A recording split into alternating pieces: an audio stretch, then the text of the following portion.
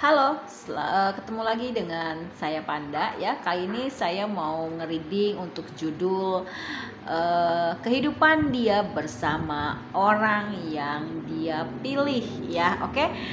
Jangan lupa di-subscribe dan di-follow ya. Oke, kalau mau private reading bisa kontak WhatsApp atau DM dulu ya. Jadi kalau mau terapi, mau konsultasi mengenai dunia spiritual dan gaib ya, terus mau private reading, mau pengobatan black magic itu juga bisa. Oke, kita mulai guys ya. Bayangin orangnya. Kehidupan dia bersama dengan orang yang dia pilih. Ya, bagaimana kehidupan dia bersama dengan orang yang dia pilih. Oke.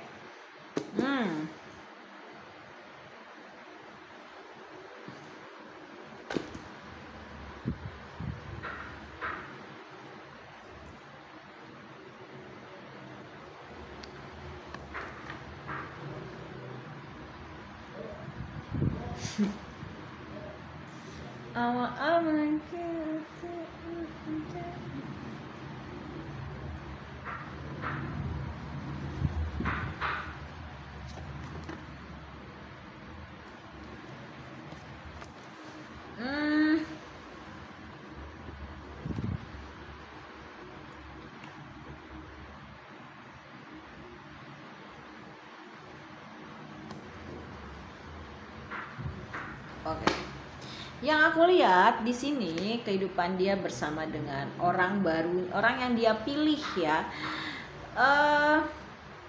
Kita nggak tahu nih, mungkin ini bisa jadi orang baru atau mungkin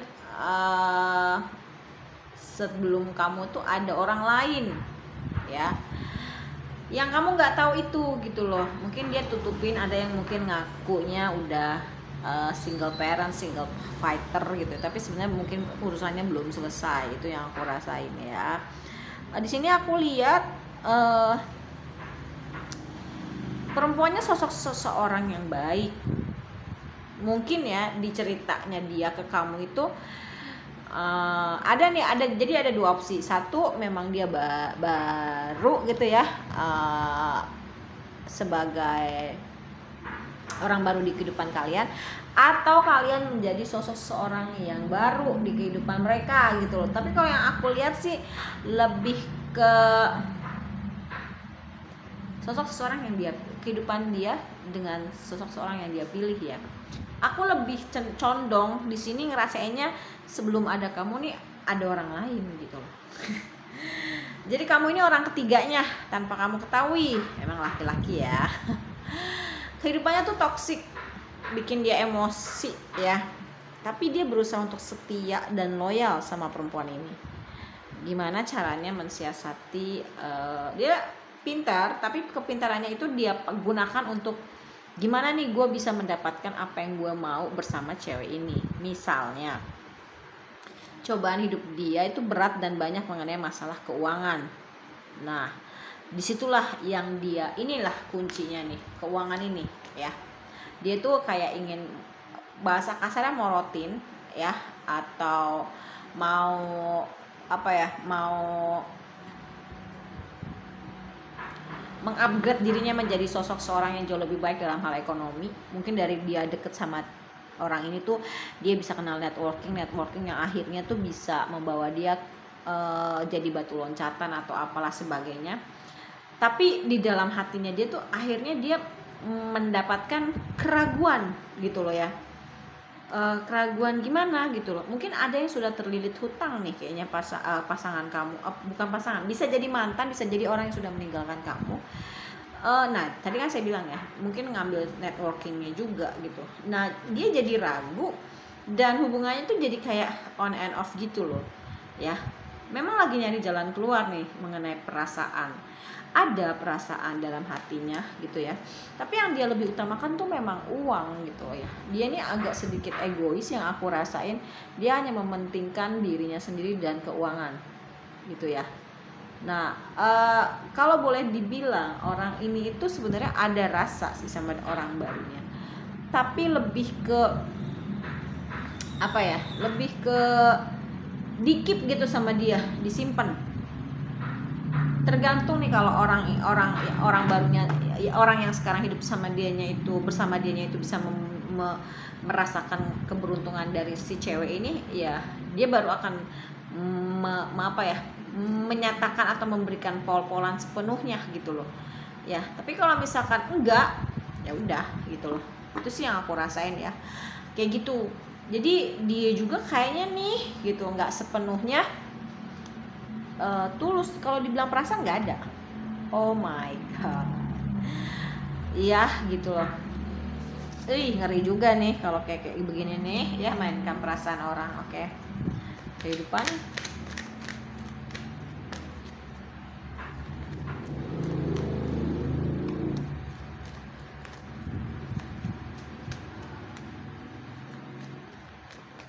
Oke. Kalau boleh jujur, dia belum bisa sepenuhnya move on loh dari kamu. Walaupun mungkin dia sekarang sudah bersama orang lain. Ya, yang terlihat baik mungkin di luar gitu ya. Tapi ternyata mungkin dia juga sudah mengendus nih kalau nih pasangan kamu yang udah meninggalkan kamu dan memilih hidup dengan orang barunya juga kayak sudah mengendus-ngendus nih, kayaknya dia mau sama gue cuma karena duit gue doang gitu ya.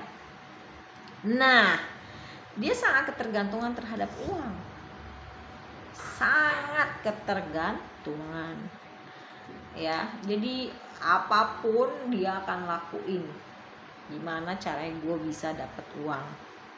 Tuh, kestabilan uang aja yang ada di pikiran dia dan dirinya sendiri ya. Dia sebenarnya berusaha untuk gue nggak boleh uang lah gitu, karena gue ngedapetin dia ini udah suatu hal yang ngebuat dia tuh sebenarnya udah naik ke level yang jauh lebih baik gitu loh. Dia masih suka mengamati kamu loh dari jauh, entah dari media sosial, entah apa gitu ya. Kalian saling mengamati kalau menurut saya. Dan lucunya mereka berdua ini, perempuan ini dan laki-laki ini tuh ya, hubungannya ini bisa, kalau kalian yang nonton perempuan mungkin laki-laki, kalau misalnya yang nonton laki-laki mungkin perempuan, itu saling mengamati. Jadi adu mekanik mereka itu, mana yang kuat-kuatan dalam hal berdoa. Yang aku rasain di sini ya, ternyata si laki-laki ini mendapatkan keadilan, karma. Dia udah ngituin kamu ya kan, ngezolimin kamu, dia dapat karma dari orang yang sekarang hidup bersama dia. Dan akhirnya dia mulai tersadar, gue nggak bisa kayak gini nih gitu loh ya. Ini mungkin buah dari hasil perbuatan gue sama kamu, sama orang sebelumnya yaitu kamu. Akhirnya dia tersadar ini tidak baik dan berusaha untuk ya udahlah, sekarang gue tinggal pasrah aja. Dan bukan pasrah tapi lebih ke sabar gitu, simpati, empati itu dia tumbuh. Akhirnya tumbuh dengan sendirinya. Kalau dulu mungkin dia nggak ada kesabaran, nggak ada perasaan kasihannya orang itu, atau coba kalau gue yang ada di posisi dia gimana, gue dimana, itu dulu tuh nggak ada gitu ke kamu. Tapi sekarang ada, karena dia udah ngerasain karma dari buah perbuatan dia ke kamu gitu ya. Dan dia lagi sangat kerja keras gimana caranya supaya gue bisa menutup circle yang tidak baik itu. Dia ngerasain hidup dia tidak baik gitu loh. Dia tahu mana yang benar dan mana yang salah gitu ya. Dia tahu dia yang salah, dan sepertinya dia minta apa ya, setelah dia mendapatkan karma gitu, dia minta ke orang atau kayak pemuka agama gitu, entah ustadz, entah ya pokoknya pemuka agama yang minta masukan lah, ini saya baiknya gimana, saya pernah menyakiti hati seseorang sebelumnya gitu loh ya. Atau kalau aku lebih cenderung ini tuh kayak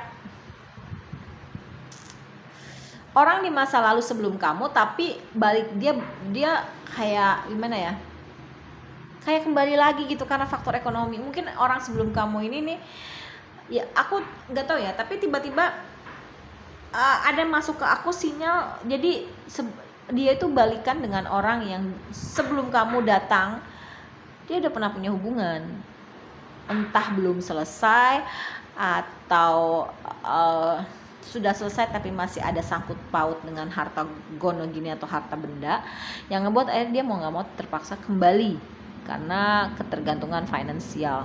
Mungkin pasangannya punya melebihi banyak harta atau serakah sehingga harta benda dia dikuasain, atau ada ancaman-ancaman atau tekanan-tekanan yang ngebuat dia akhirnya mau nggak mau balik lagi. Itu sih yang aku rasa, tapi nggak tahu ya, yang kebaca di aku gitu. Sebenarnya dia tahu kebahagiaannya itu bersama kamu, sebenarnya dia tahu dunianya dia itu bersama kamu, dia tahu tempat kamu tuh kayak rumah gitu buat dia, tapi dia seperti tidak punya pilihan karena dia ini dalam ekonominya yang aku lihat ya sedang morat-marit, sedang kesusahan ya kayak gitu. Dan dia tahu kamu ini belahan jiwanya dia gitu. Yang aku lihat sih gitu ya. Kamu ini belahan jiwanya dia banget.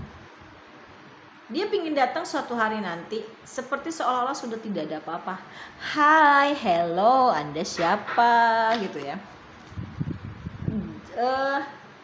Karena dia sekarang sedang bekerja keras gitu loh. Yang dia rasain sekarang itu dia pingin membangun sebuah keluarga yang bahagia. Ternyata finansial itu bukan kunci kebahagiaan ya. Dia tahu gitu ada rasa sakit hati yang dia tinggalkan kepada kamu, dan dia sudah berusaha untuk mengevaluasi setiap malam gitu apa yang sudah dia lakukan, flashback ke kamu. Oh mungkin ini adalah keadilan dari Allah pada saya gitu loh, yang sudah menyakiti hati seseorang, yaitu kamu. Dan akhirnya itu semua runtuh ya. Dia berusaha untuk ya banyak banget perang batin yang ada di dalam diri dia, yang akhirnya itu menjadi apa ya, yang perang batin itu kan di dalam ya, dan akhirnya itu terpancar keluar sehingga someday dia kalau mau datang ke kamu, aku akan mau banyak memberi atau menjadi versi terbaikku yang dulu kamu banyak memberi, sekarang gantian aku gitu loh ya. Tapi mungkin nggak sekarang ya. Aku ngerasain ada yang terpisah jarak, ada yang mungkin dari keluarganya ada yang belum memberikan restu juga ya, terutama ibu ada gitu loh.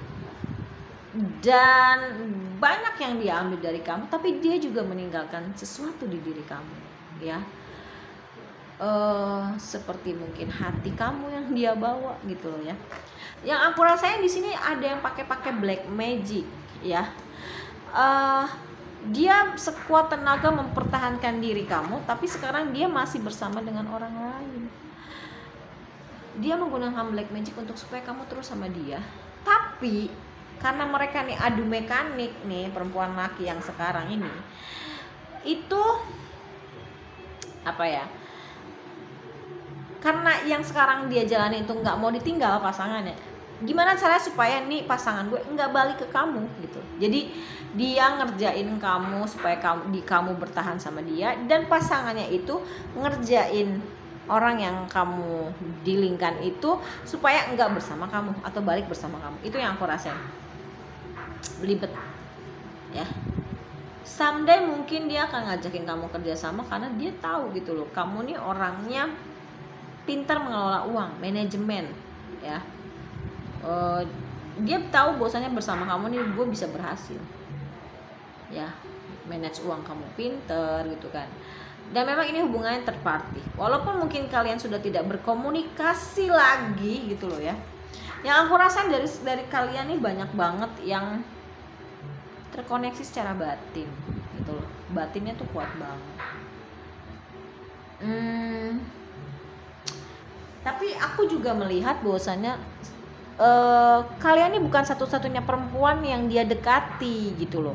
Dan hubungan dia bersama orang yang sekarang bersama dia itu juga bukan satu-satunya, tapi ada orang lain gitu. Jadi dia mencari partner yang setara sama dia, tapi sebenarnya cuma di luarnya aja dia setara gitu loh. Sebenarnya di bawah dari yang sekarang gitu. Dan dia mencoba untuk dia pakai nih pasangannya dia sekarang buat mencari yang seimbang dengan si cewek ini. Kalau misalkan si cewek atau si cowok ini gitu pasangan yang lain, dalam artian gini loh, ini dia sama pasangannya ya kan, dia menghadirkan orang lain lagi yang dia merasa gue harus cari yang setara sama gue ya, padahal sebenarnya dia ini di bawah ini, dia mau nempel ke sini supaya dia bisa mendapatkan seseorang yang sama-sama ini nempel lagi dia ke sini, padahal sebenarnya dia ini nggak ada apa-apanya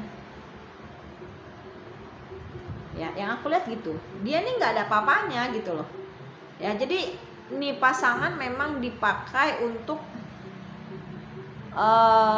menaikkan taraf hidup dia gitu ya, aku nggak tahu nih, itu sih ceritanya yang ada di